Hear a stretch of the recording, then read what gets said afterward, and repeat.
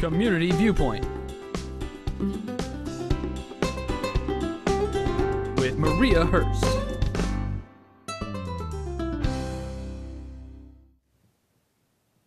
Hi, welcome to Community Viewpoint. I'm your host for this segment, Maria Hurst. I'm a little off tonight because I don't have any TVs on to see what's happening. So are we still on? Okay, all right, here we go. Okay, tonight I want to talk to you about something that means a lot to me, and I do this in my everyday job too. But I want to talk to you about food labeling, and it's become more and more important as things are happening, you know, in our everyday lives, and we're eating stuff, and sometimes we can't even pronounce what those things are, and they're not really good for us, some of them. So I just want to share some information with you so that you will be more informed. And so you probably already know a little bit about this subject, but sometimes we need reminders, and I know I do. And sometimes we get lax, and we're like, oh, that looks so good, and we just eat that, and then sometimes we just forget to go back to that food label. So I just want to talk a little bit about that tonight. And the food label was created by the FDA. A little history on the FDA. The history of the Food and Drug Administration is also the history of consumer protection as applied to food, drugs, cosmetics, and other products now regulated by its agency. How old is the FDA? There's two answers. As a law enforcement organization, it's 75 years old, and as of 1981.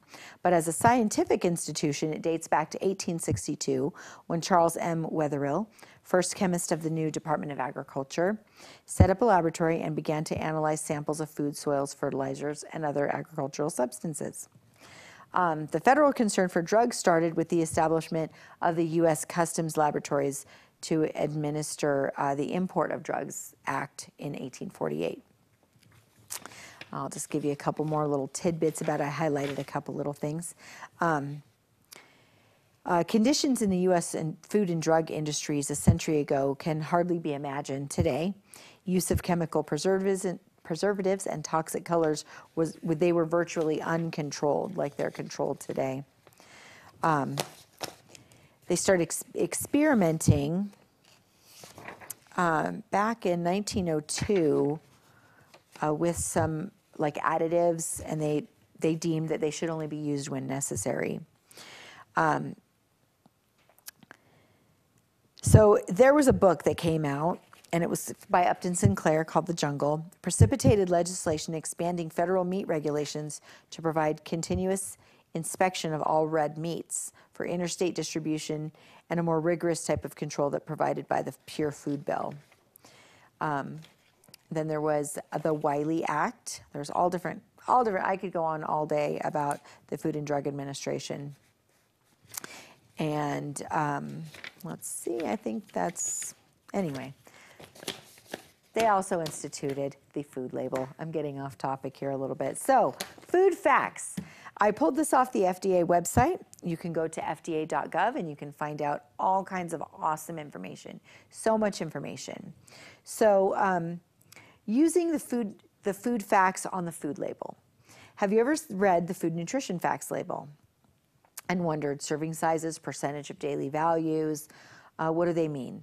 Well, a lot of people wonder those same things. Many consumers would like to know how to use the food label. And here is a food facts pamphlet that's on the FDA website. I'm going to go over it with you. And if you'd like a copy, you can go to fda.gov and go to food facts, and you'll find it yourself. So you can use the information to make quick, informed food choices that contribute to healthy, lifelong eating habits for you and your family. So product info and daily values. Divided into two main areas. Section 1 through 5 provide product-specific information, serving size, calories, nutrition information, and they vary with each food product. Section 6, it's a footnote with daily values. The footnote provides information about the daily values for important nutrients, including fats, sodium, and fiber. The daily values are listed for people who eat 2,000 to 2,500 calories a day. So you have to look at the little footnotes, and it'll say what it's based on. The total amounts for total fat, saturated fat, cholesterol, and sodium are maximum amounts. That means you should try to stay below those. The daily values for total carbohydrate and dietary fiber represent the minimum amounts recommended for a 2,000 calorie diet. And the footnote is only found on larger labels and does not change from product to product. Oh, okay, so the footnote is just, percentage, tells you which percentage of daily value. So details on the daily value. Look at highs and lows. The percentage of daily value gives you framework for deciding if a food is high or low in a nutrient. Using the quick guide, 5% or less is low, 20% or more is high. So, 2, evaluate claims. So you don't have to memorize definitions. Use the percentage of daily value to help you quickly distinguish one claim from another. There's no need to memorize the definitions. Make dietary trade-offs. Make dietary trade-offs using the percentage of daily value. For example, when a food you like is higher in saturated fats, select foods that are low in saturated fats at other times of the day. So let's get to what's on the food label. How much time do we have? Are we just a couple minutes in? Maybe just, okay, so we got 7 minutes. So we got 6 things, we're good. Okay, serving size, first of all. That's really important to pay attention to. So I have a couple of things I want to talk to you about. So serving size.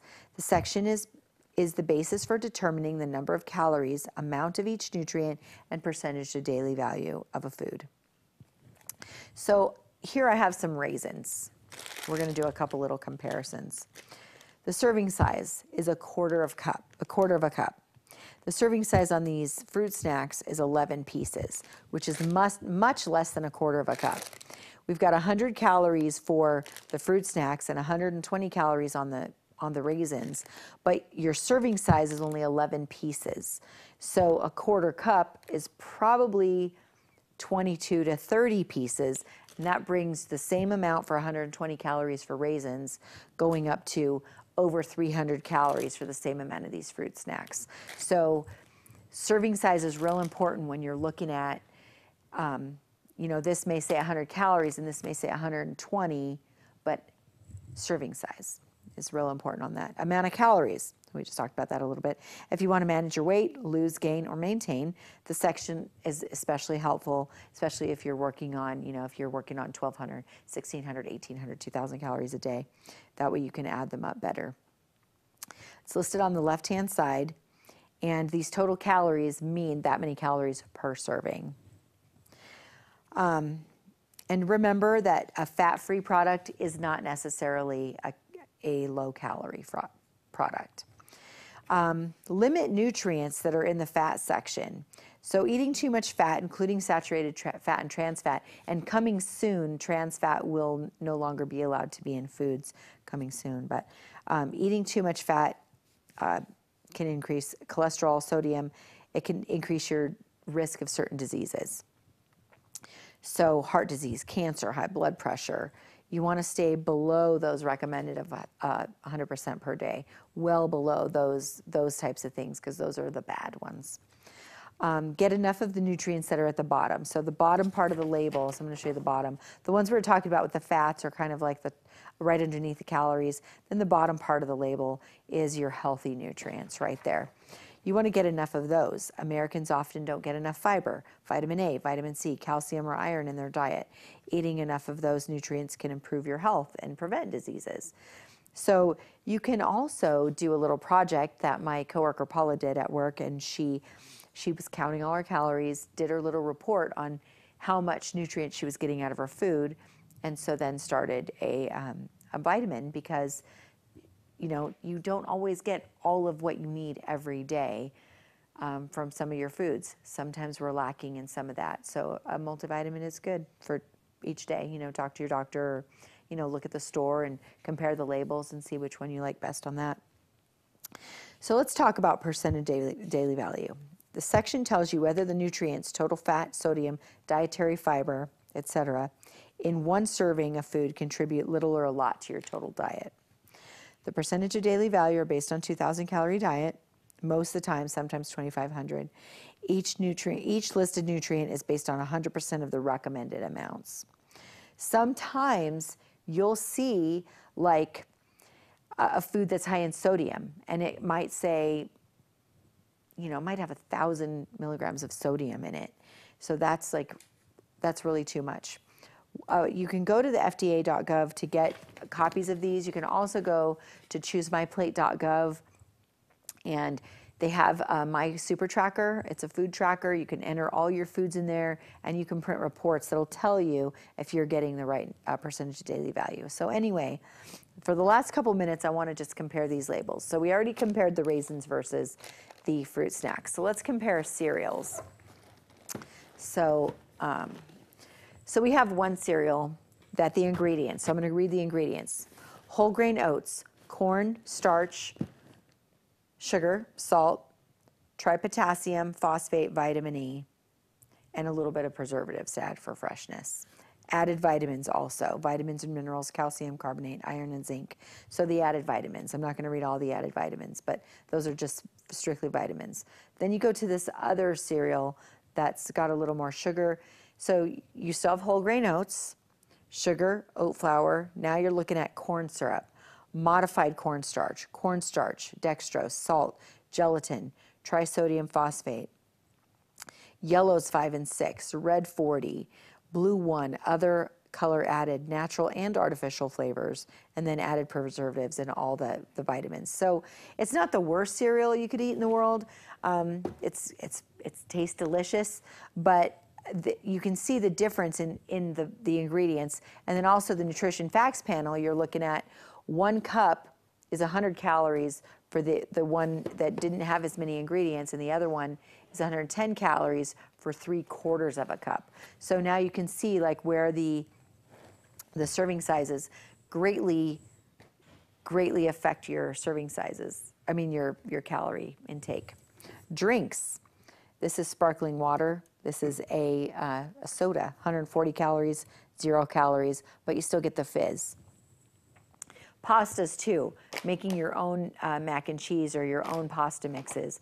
I mean, you're looking at ingredients that I can't even read all these ingredients in the time we have. There's more than 20 ingredients in this one item. And in this one, just the regular pasta, you have 100% durum whole wheat flour.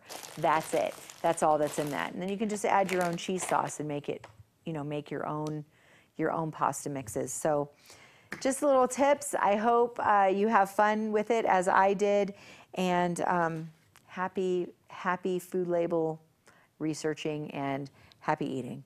Have a great week. Community Viewpoint with Maria Hurst.